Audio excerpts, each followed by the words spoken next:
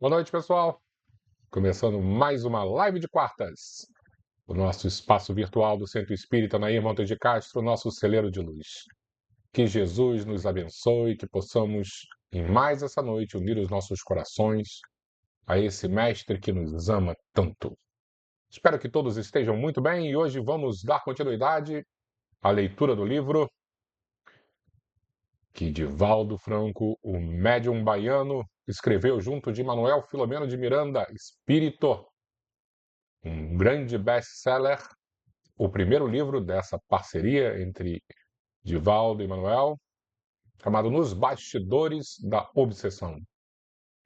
Vamos iniciar hoje o capítulo 6º e adentraremos no ambiente chamado anfiteatro, um local de reuniões sinistras que acontecem no plano espiritual. A gente acha que só aqui no planeta Terra temos esses ambientes complicados, trevosos. Não, no plano espiritual também temos lugares organizados justamente para fins muito pouco nobres. Na verdade, nem um pouco nobre, né? E hoje nós vamos ler um pouquinho sobre isso. Quem está acompanhando o livro desde o início sabe que a história ela gira em torno de uma família e essa família está passando por sérios problemas. E dentre os problemas, o mais complicado é o problema obsessivo, onde Guilherme, um espírito ainda muito endividado, muito perdido, ele está tentando se vingar de uma das filhas dessa família e do patriarca desta mesma família. Só que Guilherme acabou por ser convencido a buscar um refazimento mental, a transformação, né, tão esperada que é essa guinada na direção de Jesus. E ele acaba aceitando o convite de levar os bons espíritos a esse anfiteatro, esse local onde existem reuniões tenebrosas, justamente para que a estratégia de libertação da família seja tomada com mais critério, né? Porque os bons espíritos que estão acompanhando na libertação desse grupo, eles precisam ter mais informações. E lá eles foram. Então hoje nós vamos falar um pouquinho sobre essa incursão nesse ambiente, como eu disse, tão tenebroso. Não vamos ficar impressionados, né? Porque já estamos acostumados com esses temas mais delicados, mas é importante a gente avisar que será uma leitura um pouquinho mais densa, mais pesada. Mas eu separei o final da nossa live justamente para a gente dar aquela abrandada tão necessária, né? Porque o nosso objetivo aqui não é amedrontar ninguém, mas trazer o conhecimento e buscar também a solução. E a solução sempre vai girar em torno da moral cristã. E é isso que nós vamos tentar alcançar hoje. Essa compreensão tão importante da vida de Jesus e por que ele é tão libertador. Mas antes de iniciarmos, vamos dar aquela olhadinha para ver quem está aqui conosco. Marisa, ótima noite, minha querida amiga. Jesus abençoe você. Laura, minha querida, espero que você esteja muito bem. Jesus te abençoe. Até amanhã, se Deus quiser, na nossa reunião de quinta-feira, nossos estudos de Joana. Elizabeth Couto, também uma ótima noite. Que Jesus te abençoe. E amanhã, se Deus quiser, estaremos juntos também. Neia, ótima noite, Neia. Jesus te abençoe. Bem-vinda. Obrigado pela presença. Denise, uma ótima noite para você também. Que Jesus te ilumine, ilumine sua família. Manda aquele beijinho especial para sua filha, que estou com saudade dela. Espero que ela esteja muito bem.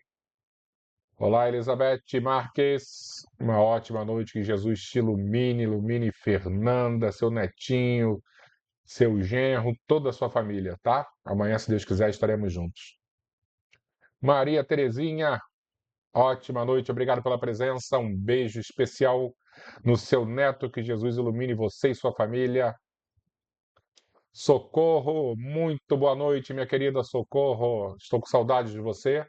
Um grande beijo no seu coração, que Jesus te ilumine. Elisa Matos, muito bem-vinda. Ótima noite para você também. Jesus te ilumine e abençoe. Sala cheia hoje, hein? Márcia Guimarães, ótima noite, muito bem-vindo. Obrigado sempre pela presença. Que Jesus também ilumine você e sua família. Sérgio, meu querido, amanhã, se Deus quiser, estaremos juntos. Um grande abraço, que Jesus te ilumine. Beijo especial sempre no Bernardo. Valesca, ótima noite, Jesus te abençoe. Obrigado pela presença também, Valesca. E eu acho que tem mais um aqui. Talita, muito bem-vinda, Talita. Jesus te ilumine, ótima noite para você. Obrigado também pela presença. Eu acho que já podemos iniciar, né? A sala está bem cheia e as pessoas vão chegando e vão se acomodando no nosso espaço virtual. Então, o que eu pretendo fazer? Começar imediatamente a leitura e depois, para amenizar o ânimo, já que será um capítulo um pouquinho mais denso do que nós estamos acostumados, aí depois a gente mergulha num tema mais leve, libertador, para dar aquela compensada, tá bom? Não é para ninguém ficar com medo, mas hoje teremos um assunto bem interessante. Vamos lá, então.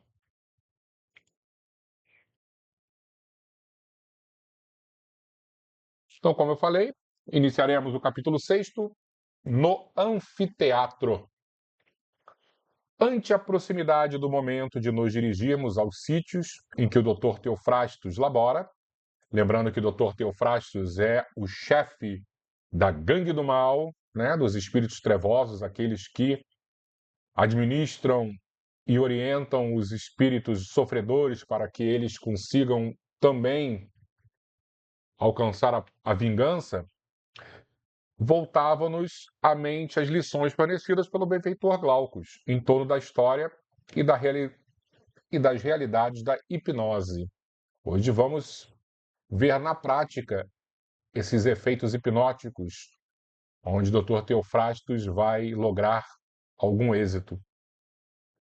Guilherme, amparado fraternalmente por Ambrósio, Guilherme, lembrando que é o antigo obsessor, que agora já está do lado do bem, o delicado enfermeiro e assistente de Saturnino, foi incorporado ao grupo.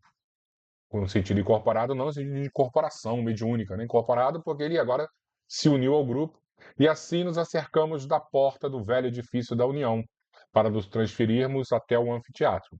Então, sabendo que está todo mundo aí ou desencarnado ou desdobrado pelo sono para entrar neste anfiteatro. Mas antes eles vão sair do edifício da União Espírita Baiana. Saturnino, prestimoso e severo, antevendo a gravidade da excursão, a todos nos adestrou, quanto possível, nos recursos da concentração e da prece, de modo a evitarmos qualquer desastre no reduto inditoso para onde rumávamos, né? Eu, com certeza, se estivesse nessa excursão aí, eu ia estar com muito medo e tentaria ficar em prece o tempo inteiro para não atrapalhar nada.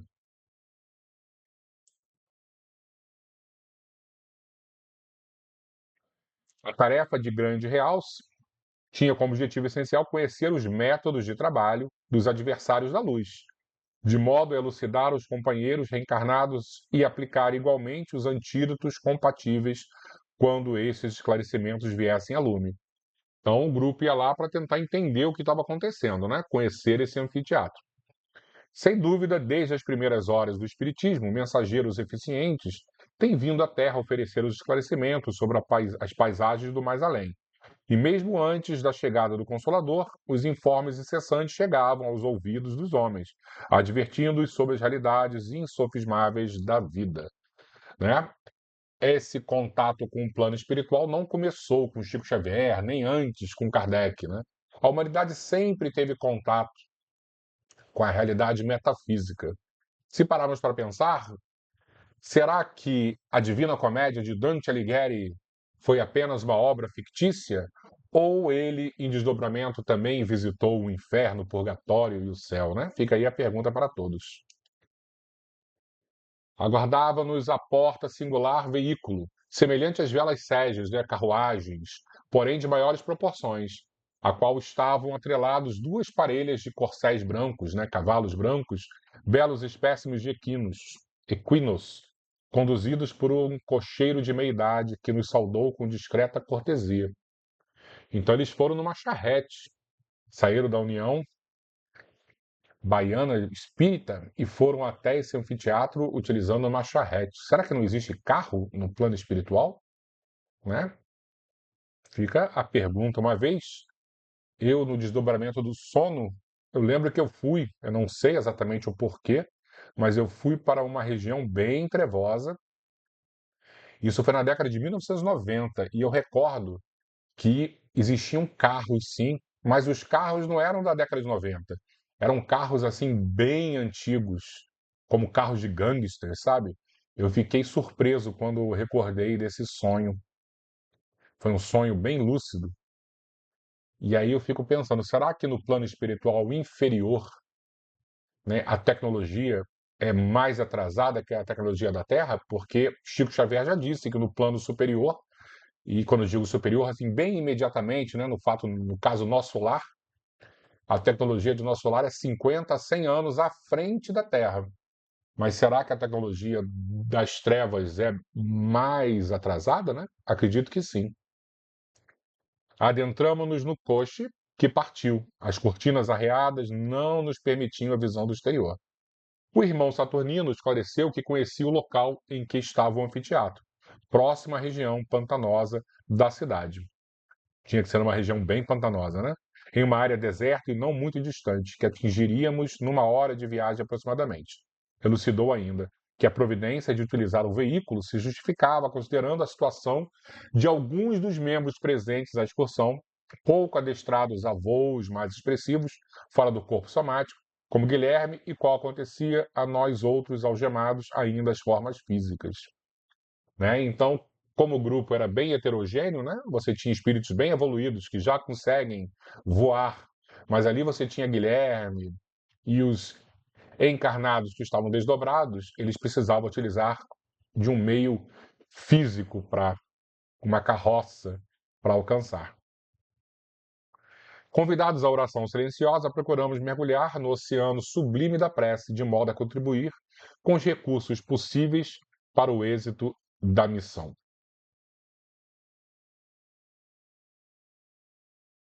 Transcorrido mais ou menos o tempo previsto, escutamos bulha e altercação à nossa frente, quando então saltamos da condução, prosseguindo a pé. Havia uma multidão de entidades viciosas e atitudes repelentes, que dialogavam com expressões vis e ultrajantes. Entre elas podiam-se notar diversos encarnados, perfeitamente diferenciáveis, graças aos veículos do perispírito ainda ligados ao corpo físico. Então eles vinham desencarnados, né, muito perdidos, com aquelas atitudes ainda bem assim vulgares, e encarnados também estavam ali na região e eles conseguiam perceber nitidamente a diferença porque os encarnados têm aquele fiozinho de prata, o famoso cordão de prata ligando o perispírito ao corpo físico. Então dá para perceber a diferença que pareciam algemados. Então, os desencarnados pareciam algemados a alguns dos desencarnados, libertinos que os conduziam como se fossem escravos das suas paixões e de quem não se podiam libertar. Aí a importância do nosso sono, né? Um sono tranquilo, uma oração, tentar dormir de maneira mais leve, justamente para que sejamos visitados e conduzidos a lugares bons, tranquilos, e não sermos presas fáceis para espíritos mais perdidos ainda que nós. Outros apareciam com caratonhas simiescas, né? Pareciam macacos, e o recinto tresandava putrefação. Vibrações viscosas e sombrias carregavam os céus que tinham um tom pardacento escuro, sem estrelas, e o solo miasmático parecia um paú insano, que todavia não lhe chamava a atenção. acostumados como se encontravam à paisagem triste e morta do local. E aí, quando ele falou a figura simiesca, né, eu lembro muito bem, quando eu era bem jovem, eu vi uma pessoa que era muito bonita esteticamente, no plano físico, né, no corpo físico. E eu consegui, de alguma maneira, no desprendimento do meu sono, enxergar o perispírito dela. Mas exatamente o que ele está falando. Era como se fosse a mesma pessoa, mas com uma figura, uma fisionomia simiesca, né? Animalizada demais. Eu fiquei muito surpreso. Graças a Deus eu não consigo me olhar no espelho quando eu estou dormindo, porque eu vou ficar, às vezes, também muito impressionado como eu me apresento do outro lado, né? Então a gente não pode julgar ninguém e somente ter misericórdia, rezar muito pelas pessoas e principalmente por nós mesmos, para que possamos um dia apresentar o nosso perispírito mais belo do que o nosso corpo físico. A construção de matéria viscosa e escura tinha forma semicircular e fazia lembrar repentinamente os velhos circos, não fosse a substância de que se revestia. Luzes roxas e vermelhas esparramavam, luzes bem excitantes, né? Esparramavam sombras atormentadas que passavam perdidas nos interesses em que se compraziam, e de quando em quando massa compacta e atroadora, empurrando violentamente os que se encontravam à frente, chegava em galhofa infernal. Dificilmente se poderia ver na Terra espetáculo de tal natureza. E todavia estávamos na Terra um pouco fora das vibrações do mundo material, dentro dele, porém, né? Lembrando que essa história aconteceu em 1930, mal sabia Manuel Filomeno de Miranda que em 2026 essa realidade estaria aqui na crosta também, no nosso mundo encarnado. E quantas vezes a gente vê, infelizmente, coisas tão estarrecedoras no plano físico, né?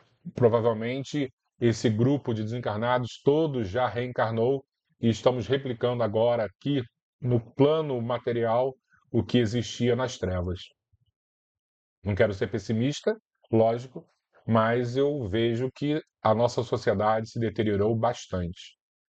Alguns guardas bufos e caricatos tomavam conta da entrada ampla, onde se encontravam assestados alguns aparelhos, que faziam lembrar os torniquetes utilizados entre os homens, com a diferença de que sobre eles havia uma caixa quadrangular, que Saturnino informou ter a finalidade de impedir a entrada de espíritos que não pertencessem à Malta.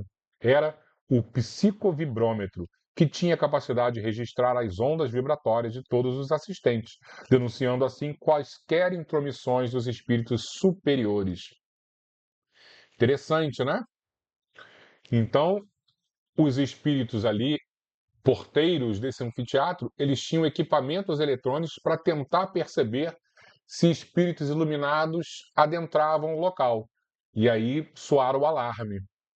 Né? Só que eles esquecem que os espíritos iluminados têm técnicas para tudo. Uma coisa é o iluminado reduzir o seu padrão de vibração e passar despercebido. Outra coisa é o contrário. Outra coisa é o espírito trevoso elevar o seu padrão e conseguir entrar, por exemplo, em regiões nobres. Isso não acontece. Como uma vez eu li num livro, se não me engano, do próprio Divaldo, os espíritos trevosos, eles não são ignorantes, mas ao mesmo tempo existe um limite de sofisticação da intelectualidade, porque basta você vibrar com o mal que você se desarmoniza, então você não consegue ir além.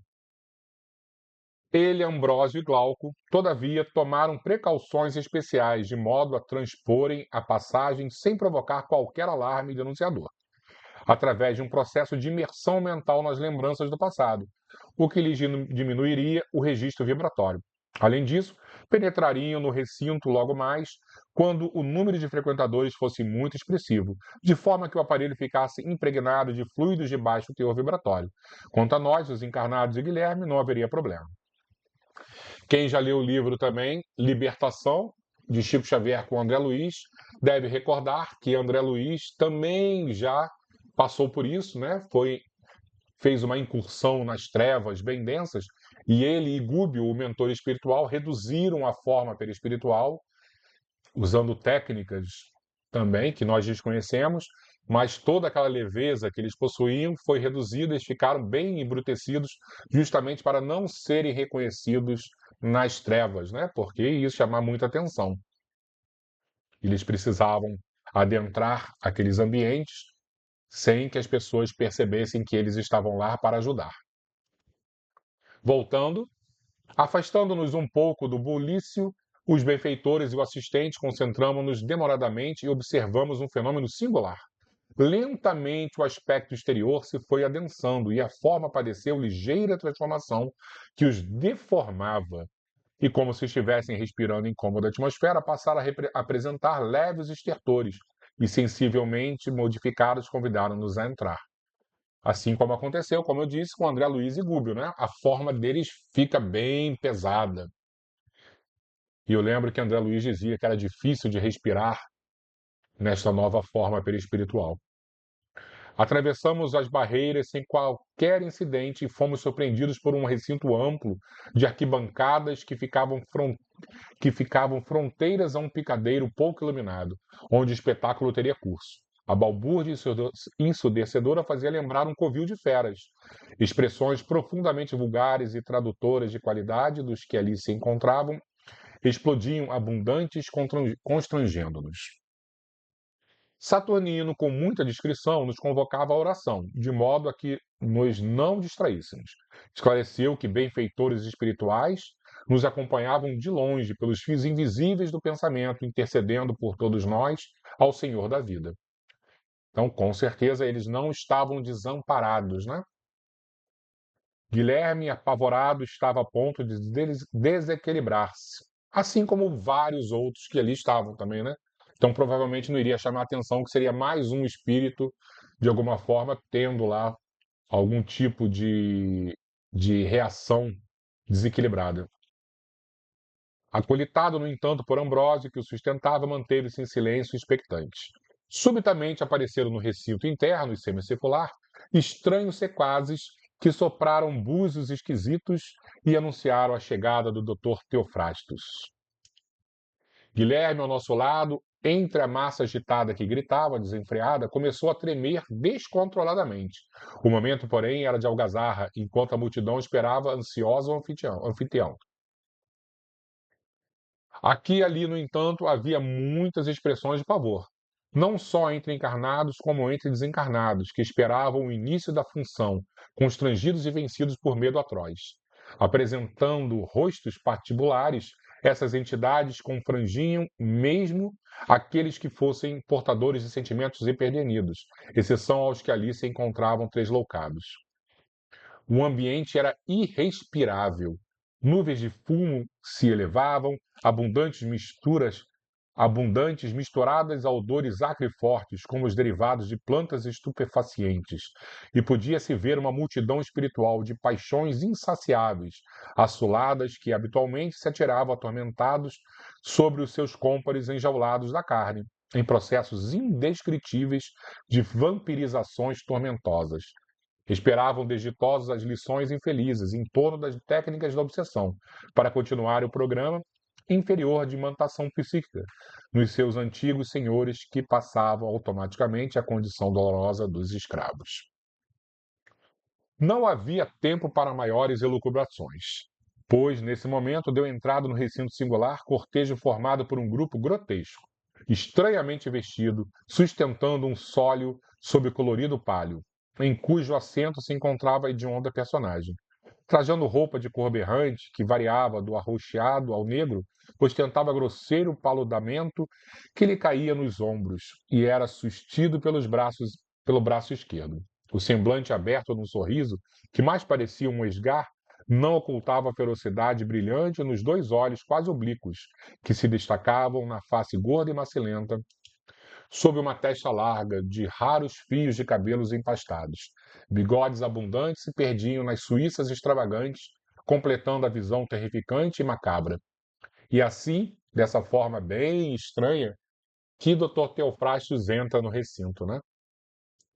O préstito bizarro voluteou por 3 vezes, o picadeiro se aquietou ao centro, transferindo-se o temível doutor Teofrastos para um palanque adredemente armado, com gestos vulgares e ridículos. Houve um súbito silêncio feito de expectativa e receio. Voltando-se para a multidão, começou a falar através de um microfone. Olha, mais outra tecnologia, né? Através de um microfone que levava sua voz às galerias, por meio de vários projetores de som de alta potência. As palavras duras e impiedosas exprobravam os que se atemorizavam ante o cumprimento do dever da vingança, explodindo ameaças e exibindo toda a prepotência de que se supunha possuir. O silêncio era aterrador. Nenhum som, nenhuma galhofa, exceto de quando em quando alguns gritos de terror que partiam das arquibancadas. Provavelmente de espíritos que ainda estavam encarnados, né? E que estavam lá sendo vampirizados. Então, provavelmente, a pessoa devia estar totalmente sem saber o que estava acontecendo e soltava lá um grito de terror. Temos hoje um caso de justiça, reticenciou, e para fazer-se mais temerário, apostrofou. Julgaremos uma criminosa que chegou da terra para os nossos presídios há quase um ano. Então, uma senhora que já estava há quase um ano, né, presa nesse grupo aí. Apareceram os que se poderiam chamar jurados, que tornaram o lugar em assentos reservados, um acusador, duas testemunhas, uma de lamentável aspecto lacerado e outra apenas uma pasta informe, perispiritual, estiolada, que mantinha uma cesta nauseante. Foi colocada sobre uma mesa em destaque no centro do proscênio. Então, duas testemunhas muito desesperadas também, né? Algemada e atada a uma corrente, jovem mulher de uns quase 35 anos foi trazida, acolitada por dois guardas e conduzida ao palco da triste encenação. O semblante desencarnado e a expressão de loucura deformavam-na em grande parte. Andrajosa e imunda quase rastejava, minada pela ausência de forças. O simulacro de julgamento era, de certo, confrangedor. E aí, nesse momento, uma pausa, né? Que tristeza o que estava acontecendo nesse ambiente. Espíritos tão endividados, se julgando, se amaldiçoando, né? Se punindo. Que coisa triste. E é por isso que a gente precisa olhar com muito cuidado quando julgamos os demais. Porque nós não fazemos parte da justiça divina. Nosso trabalho aqui é de compreensão e de perdão. A infeliz relanceou os olhos baços várias vezes, traduzindo um quanto de sofrimento lhe invadia o ser. O acusador, empertigado e ferino, narrou: esta mulher vem da terra, após uma vida de abominação. Quem é ele para julgar alguém, né? Meu Deus. Enganando-se quanto pôde, entregou-se a toda espécie de prazeres, assistida de perto por diversos cooperadores de nossa organização, após os seus primeiros crimes. Tendo a oportunidade de fazer-se mãe 6 vezes consecutivas, delinquiu em todas elas, evadindo-se pelo infanticídio, né, abortando as crianças, a qualquer responsabilidade para os próprios atos. Na última vez, fez-se vítima da própria leviandade e desencarnou após terrível e demorada hemorragia, que lhe roubou toda a possibilidade de sobrevivência. Dentre os a quem ela impediu voltar-se à carne, aqui estão duas vítimas suas, em diferentes estados. Um conseguiu retomar a forma anterior, mas apresenta os sinais das lâminas, que lhe romperam o corpo em formação. O outro ainda dorme, hibernando na forma desfigurada, graças ao despedaçamento sofrido no ato do aborto. Enfim, espíritos com muito débito e todos entrelaçados justamente pelo ódio, pelo ressentimento, pela mágoa, né, pela vingança. Logo despertou, porém, no túmulo alguns dias após o desenlace, acreditando-se vivo no corpo, ignorante das realidades espirituais. Um soldado nosso deu-lhe voz de prisão pelos crimes cometidos e, algemando-a, trouxe-a ao cárcere, em que tem estado até este momento. Consciência culpada, né? Porque a consciência culpada dessa senhora, coitada, que fez com que ela aceitasse essa punição. A sua primeira vítima, que pertencia aos nossos quadros, apresentou queixa muito, o que nos levou a assisti-la por alguns anos e agora nos reunimos para fazer justiça. O pobre espírito assistia a tudo, quase sem a perceber. Parecia semi-desvairado, recolhendo a muito esforço mental algumas expressões esparsas, que, no entanto, não conseguia coordenar. Os insultos e doestes choviam, atirados em abundância. A testemunha fez chocante narração, várias vezes interrompida pelo vozeria das galerias, após o que uma voz se destacou na bulha anunciando o veredito. Culpada. Gargalhadas estridentes expocaram de todos os lados. O doutor Teofrástios ergueu-se e, depois de receber mesuras dos comparsas, sentenciou: façamos com ela o que no íntimo sempre foi, uma loba.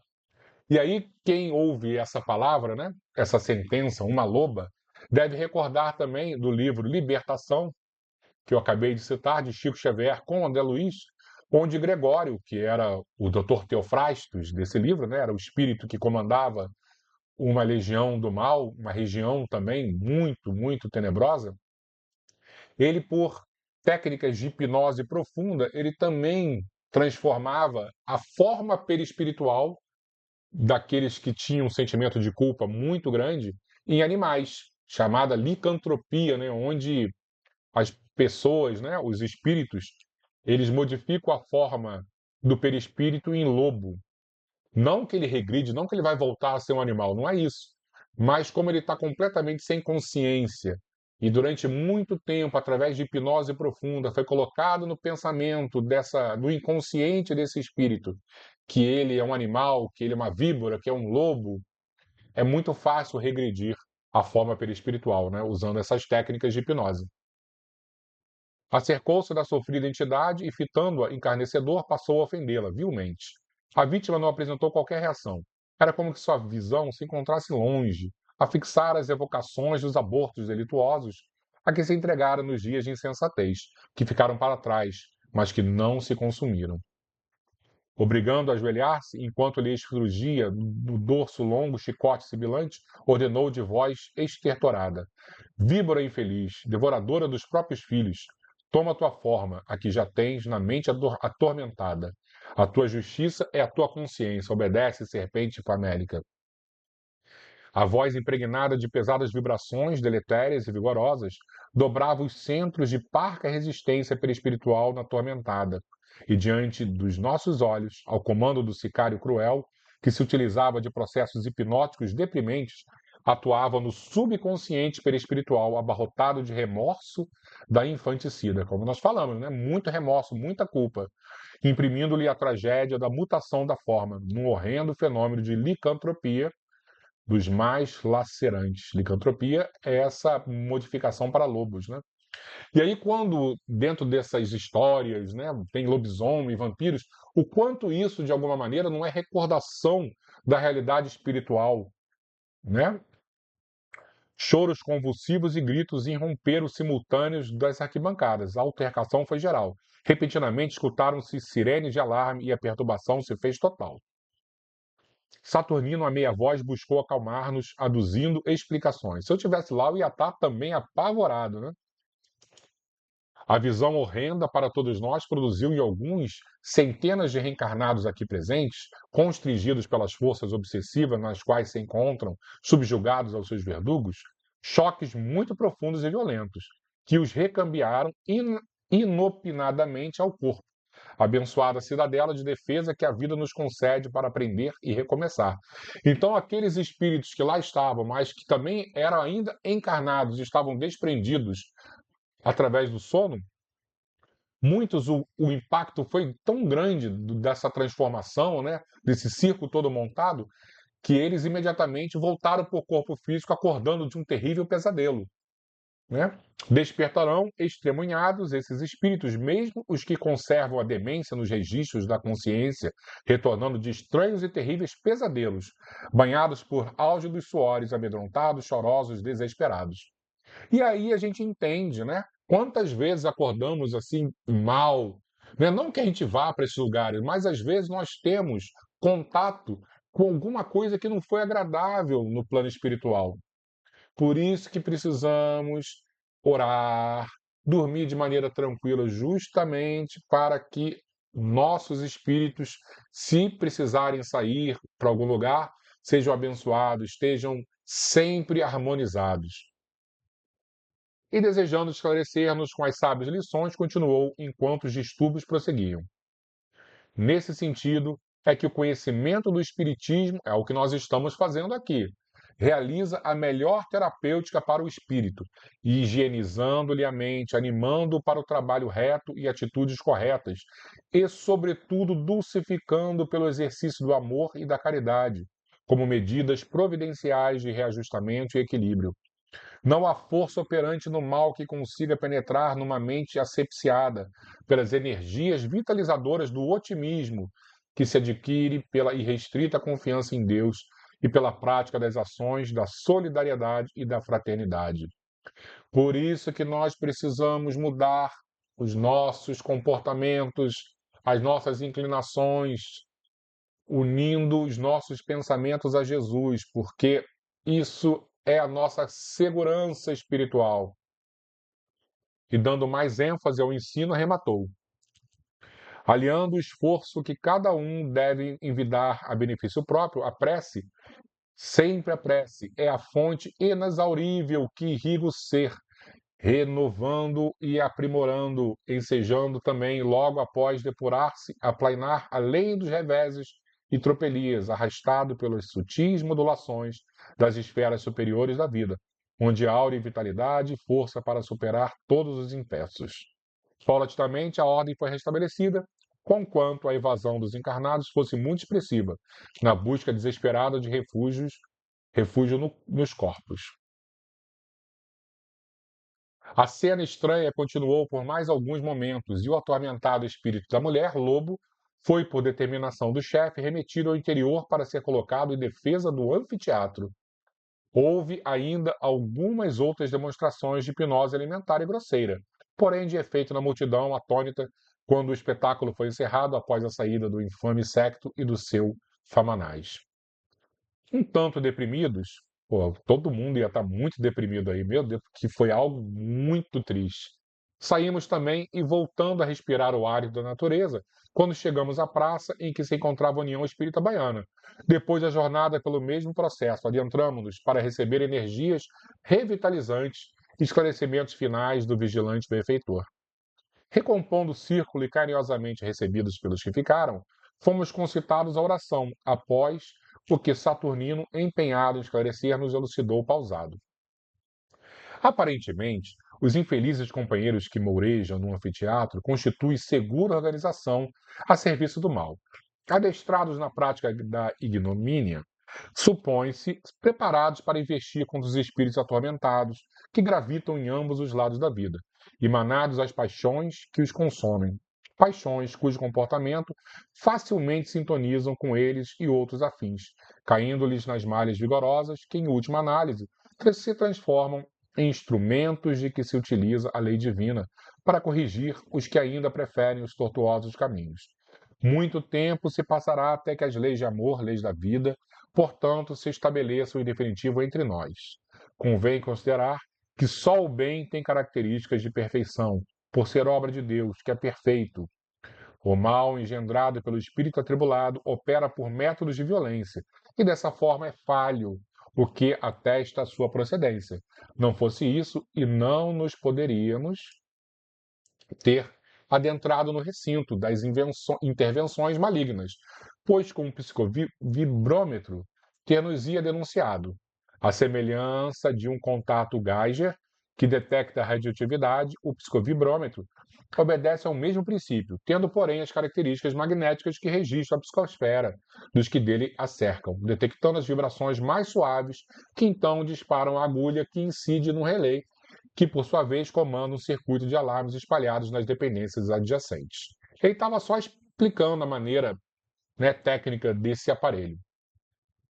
Como procuramos sintonizar com o meio ambiente em que nos encontrávamos e aspirando os mesmos resíduos espalhados no ar, mergulhamos naturalmente em densas ondas de baixo teor vibratório, que nos envolveram a todos, sendo que nós, Ambrósio e Glauco, passamos a sofrer os mal-estares compreensíveis, a que Guilherme, por sintonia constante, está habituado, e os demais encarnados do grupo, graças à condição do corpo orgânico, não experimentaram maior choque, permanecendo momentaneamente no mesmo teor de energias deprimentes que impediram a oscilação da agulha do registro do aparelho.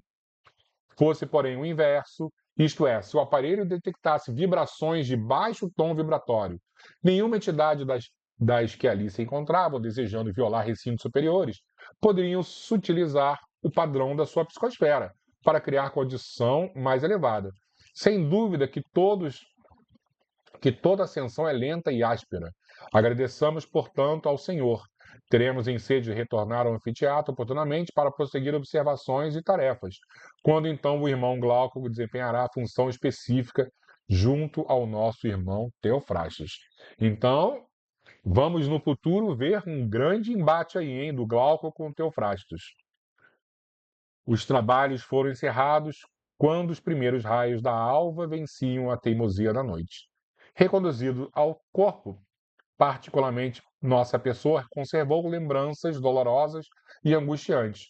O dia nos foi de inquietação e distonia emocional, como se a noite nos houvesse ofertado cruéis pesadelos, de cuja visão confusa não nos poderíamos libertar. E semana que vem começaremos um novo capítulo chamado Apontamentos Novos. Como eu disse, uma leitura densa, tensa também, mas que serve para despertar a nossa consciência em relação às nossas responsabilidades. Porque se mantivermos mágoa, ressentimento, ódio no coração, somos presas fáceis para todos aqueles que querem nos manipular. E já passou da hora, né? Já precisamos urgentemente unir os nossos corações a Jesus, esse mestre que nos oferece a saúde integral, a paz de espírito, e é isso que todos nós merecemos. Mas para alcançarmos esse grande objetivo, inevitavelmente precisamos arrancar do nosso íntimo todo o desequilíbrio.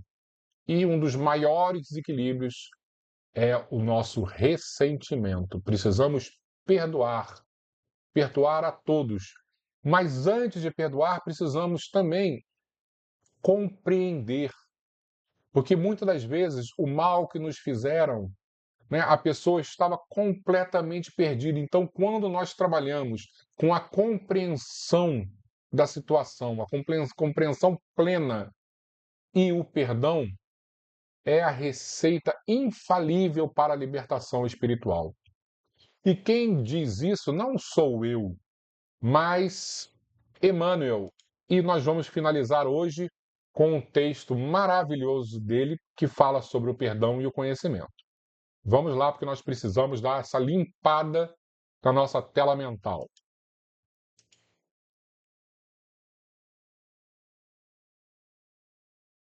Deixa eu ver se ficou direitinho aqui. Tá. Perdoar e compreender. É do livro Rumo Certo, Chico Xavier, o psicógrafo, e Emmanuel, o espírito. Muita gente perdoa, no entanto, não compreende, e muita gente compreende, todavia, não perdoa. Muitos companheiros se aleiam às ofensas recebidas, né?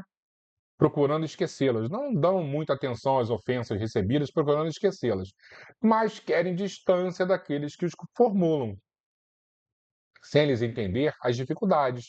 E outros muito compreendem aqueles que o molestam, entretanto, não lhes desculpam os gestos menos felizes. Perdoar e compreender, porém, são complementos do amor e impositivos do aceitar os nossos companheiros da humanidade, tais quais são. Reflitamos nisso, reconhecendo que o entendimento e a tolerância que os outros solicitam de nós são a tolerância e o entendimento de que nós todos necessitamos deles. É possível que nos haja ferido, igualmente provável tenhamos ferido a outrem. Né? Se nós recebemos alguma coisa ruim, muito provavelmente nós no passado fizemos a mesma coisa ruim. É essa lei de causa e efeito, né? Que faz com que aprendamos através, muitas das vezes, com a dor. E se nós estamos, então, se nós passamos, se estamos sofrendo agora, vamos tentar pensar assim: olha só, se eu estou passando por isso, que muito provavelmente eu fiz a outro a mesma coisa. Então eu não vou revidar com o mal. Eu vou, e eu sei que é muito difícil, ser grato porque eu estou reequilibrando a balança da justiça divina com esse meu sofrimento.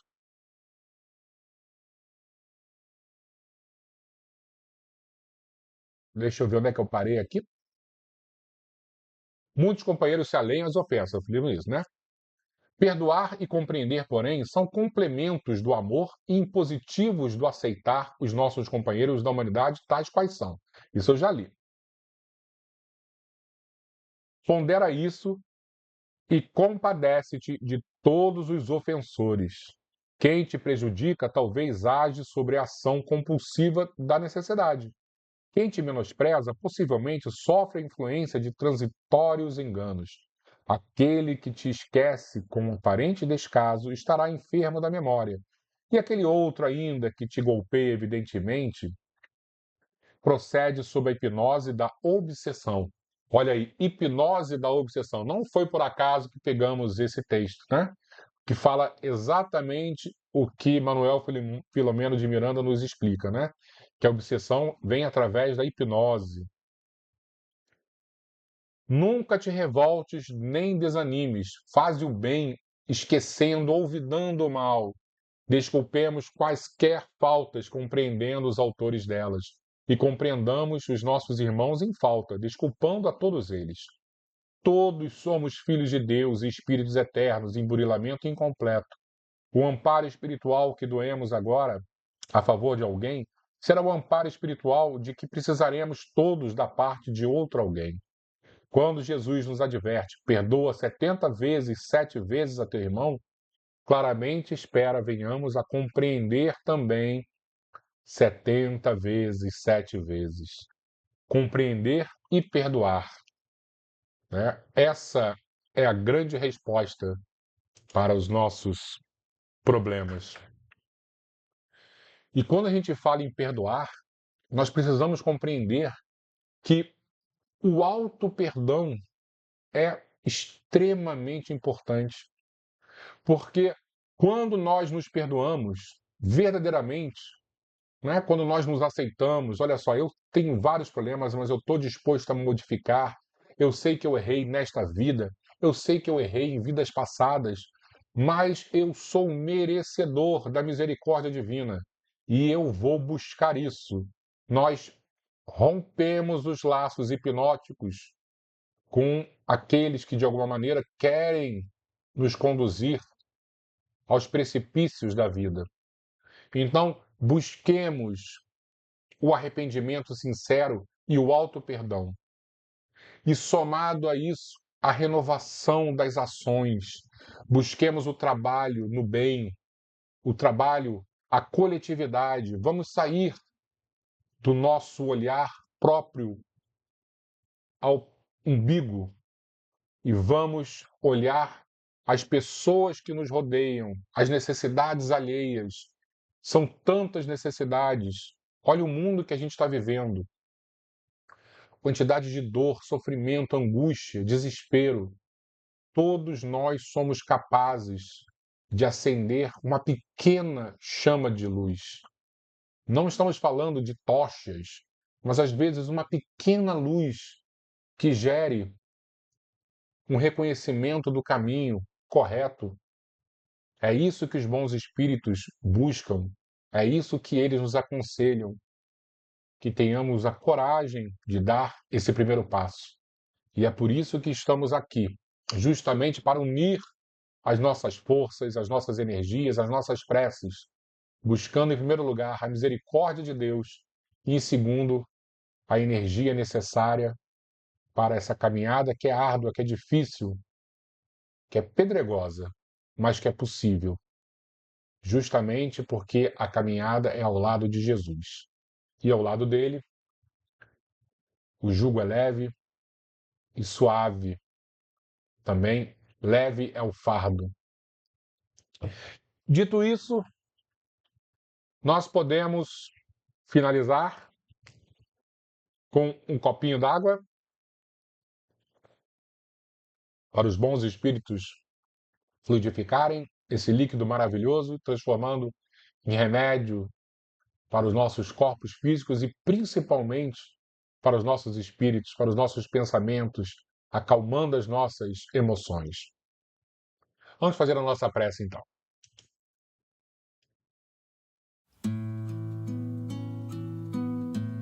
Vamos então fechar os nossos olhos, como de costume, e vamos viajar. Vamos viajar para perto de Jesus. No Livro dos Espíritos, os abnegados, irmãos de luz, nos orientam que onde estiver o nosso pensamento, lá estará o nosso espírito, porque o nosso pensamento conduz a nossa essência. E hoje nós vamos encontrar com o Mestre em pensamento. Quando 2 ou mais estiverem reunidos em meu nome, lá eu também estarei. E hoje somos muito mais do que 2, reunidos em torno de Jesus, o Rabi da Galileia. E com certeza Ele estará junto de nós, porque nós estamos buscando essa conexão. Vamos andar na direção, pisando numa areia fofa, de uma praia que para nós, nesta vida, é desconhecida, mas que há muito visitamos as areias do Lago de Genezaré. Uma pequena multidão se encontra apreciando um minúsculo barco. E sobre esse barco, não um pescador de pequenos seres marinhos, mas um pescador de homens, aquele que conduz a humanidade e que da maneira mais humilde reencarnou no meio de nós para nos orientar, para nos conduzir. Caminhando, sentindo o suave vento que vem dos morros da redondeza, admirando o pôr do sol que colore o céu, que antes era simplesmente azul, mas agora recebe todas as cores do arco-íris.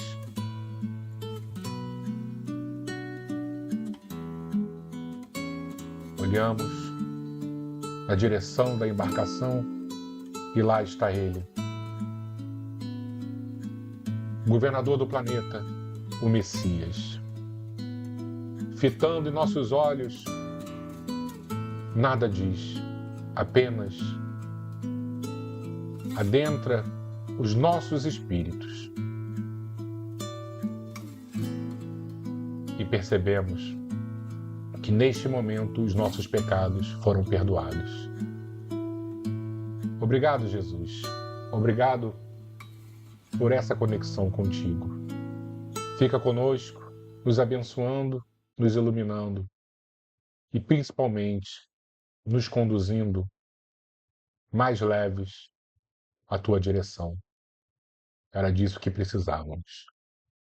Assim seja, Senhor.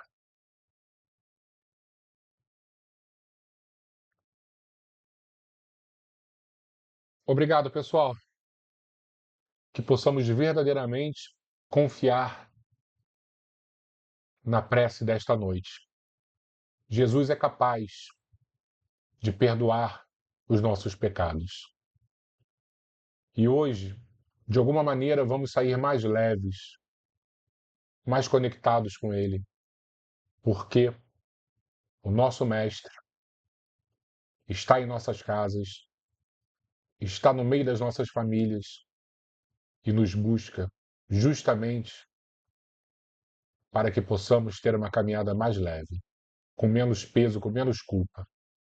Possamos acreditar nisso. Até semana que vem, pessoal, e que a nossa noite seja muito tranquila, muito agradável e que possamos continuar com essa conexão que todos nós sentimos aqui no desprendimento do nosso corpo. Boa noite, fiquemos com Jesus, fiquemos com Maria e, acima de tudo, fiquemos com Deus Pai, que está nos céus e que nos ama profundamente. Até semana que vem, meus queridos. Ótima noite.